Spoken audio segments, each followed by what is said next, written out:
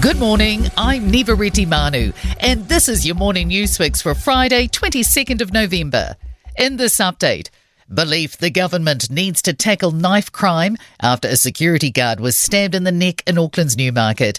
The security guard for the Newmarket Business Association has serious injuries after yesterday afternoon's attack and is in Auckland City Hospital. Police say a man pulled a knife on Broadway outside Westfield Mall when guards approached him in relation to an earlier incident.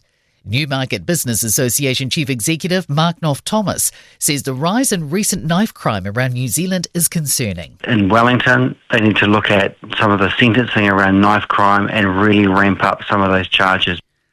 A 24-year-old will appear in court today facing a charge of aggravated wounding. A more cautious approach to prescribing puberty blockers for gender dysphoria is being labelled a reasonable decision. The Ministry of Health says evidence supporting their use is limited and of poor quality. As a result, it says they should only be prescribed by clinicians experienced in providing gender-affirming care as part of a team offering a range of support. Auckland University paediatric endocrinologist Professor Paul Hoffman says this is an area where there's a lot of emotion and controversy. The government's unanimously passed legislation to extend deadlines for earthquake-prone buildings. The law will extend the current time allowed for landowners to remediate problems by 4 years. Building and Construction Minister Chris Pink says it gives owners breathing room while the government addresses problems with building assessments.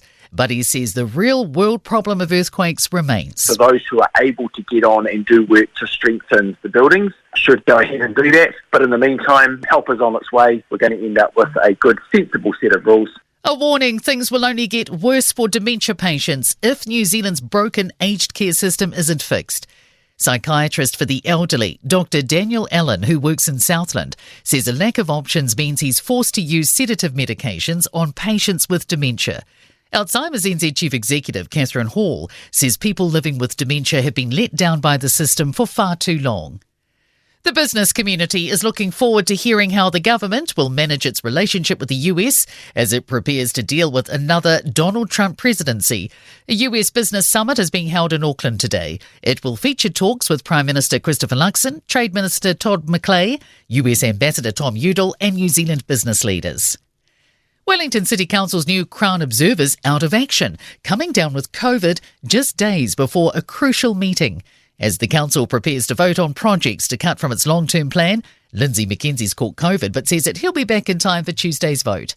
And in sport, Ethan de Groot has been named to start at loosehead prop for the All Blacks against Italy in Turin on Sunday morning. His first game time on the end-of-year tour after getting stood down for the England test for failing to meet team standards.